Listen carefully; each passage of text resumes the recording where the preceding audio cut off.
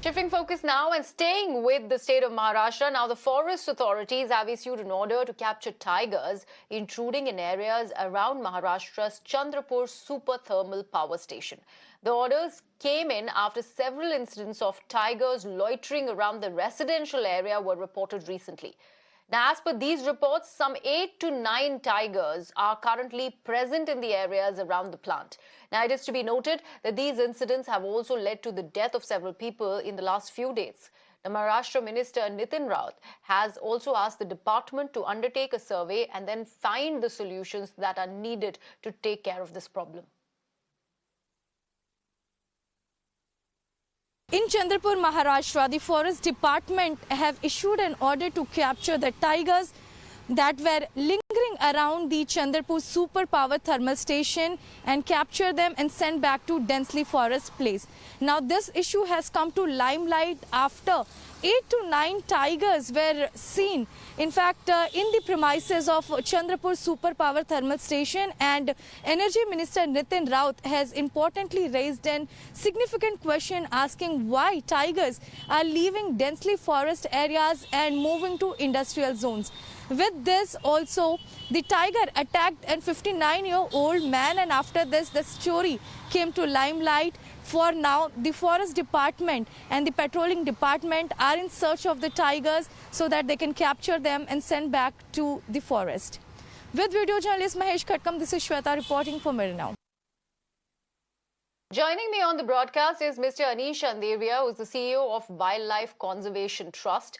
Mr. Andevia, thank you so much for joining me on Mirror Now.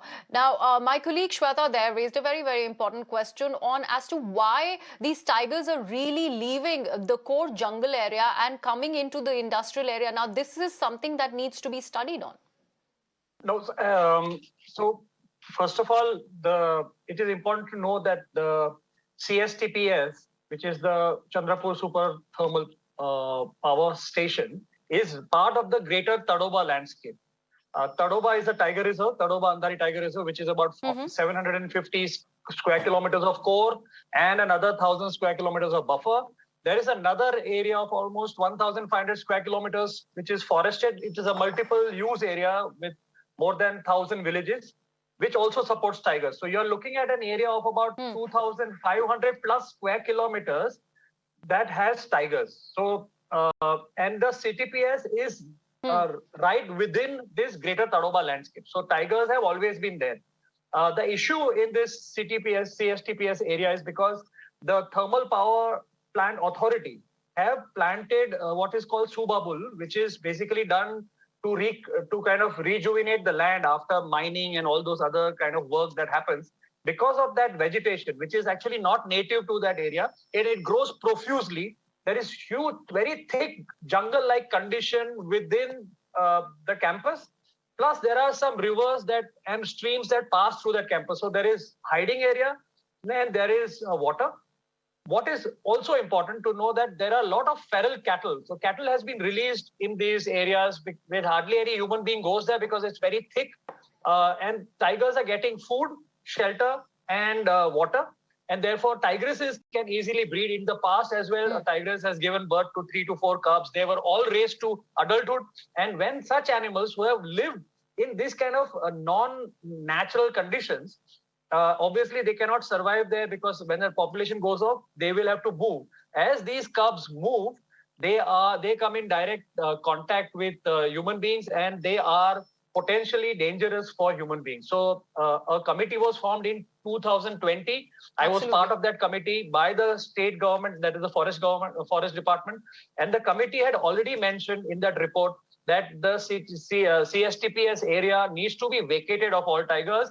The habitat needs to be modified, which means the subabul, that is that plant that has been grown there, has to be removed. Cattle has to be removed, and solar fencing has to be built around it so that no other tiger comes in. But it is not lingering in that area. The tigers have always been there. But it is because of a conducive habitat that is a man-made habitat, which is benefiting tigers, and therefore they are taking advantage of. Yes. Also, Mr. Andheriya, got it. I mean, you're talking about this solution, but how can this be worked on ground? Because, like you said, it was originally habitated by the tigers. Now, if they are actually, trespassing into what is the human zone now, this is a serious threat to human life. We have already seen deaths that have happened. So, how does, what should be actually done to relocate these tigers to this natural habitat that we've been talking about? Correct. So, as per the recommendations, there needs to be some amount of vegetation that has to be cleared, which means a clear paths have to be made. Currently, what you see on your screen is when the tiger is moved out from the dense area. But there are dense areas there where they normally reside during the day. So that area needs to be cleared slowly.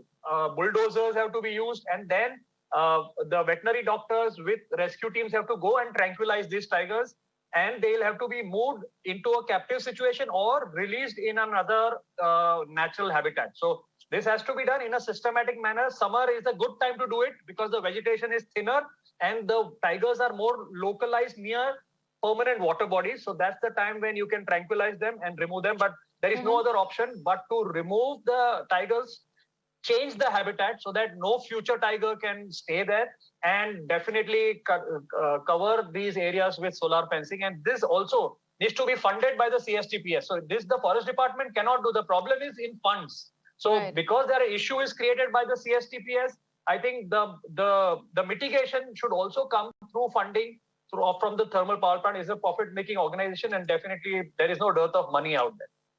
It's basically about money. The forest department Also, is Mr. Andheriya, equipped what to do about it. sensitizing the people who are already there, who are residing there? Because man tends to be a bigger threat to this already endangered animal there. Yes. So it's a tricky situation because obviously the employees are staying there. There are thousands of people who live there. And to have a large carnivore, tigers, a male tiger can weigh about 230, 240 kgs. It's not a joke. Even when there are leopards in Bombay City, people get scared. Tiger is a different ballgame. Leopards are seldom more than 50 kgs in weight. So definitely it's a tricky situation. There has to be awareness programs, and there has to be night patrolling. There has to be signs everywhere so that people don't venture in the areas which are close to these dense areas. And I think over time people will understand, but people out there know that there have been tigers. It's just these incidences of attack is when this gets flared up. But I think it's a right time now to take action and to make sure that there are funds available with the forest department so that they can go about doing their work. And I'm sure this is not something that cannot be solved, but it has to be done, and it can take up to 6 months to 12 months to solve this. And there are about 4 to 5 tigers. And Thank you so much, Mr. Anish Andheriya, for joining me. Yes. Yes, please go ahead. Please complete. So I was saying that, see, what happens is this is now soon the monsoon will come and the density of the forest goes up. Plus, this is the time when tigers breed. So if a tigress gives birth again, then you are stuck with an issue where you have a large population of tigers. There are currently 4 to 5 tigers, but they can easily shoot up to 8 to 9 tigers. So yes, it has to be done rapidly. And summer is the best month to do it. All right. Thank you so much. Yes. Thank you so much, Mr. Andheriya. All right. Thank you so much for all your inputs there. Very important inputs that are coming to light by Mr. Anish Andheriya there, because we have to remember, talk about not endangering the already endangered species as well, because they are in fact moving out of their natural habitat, going into that human territory, which is right now being habitated by the people who are working as far as that thermal power plant is also concerned.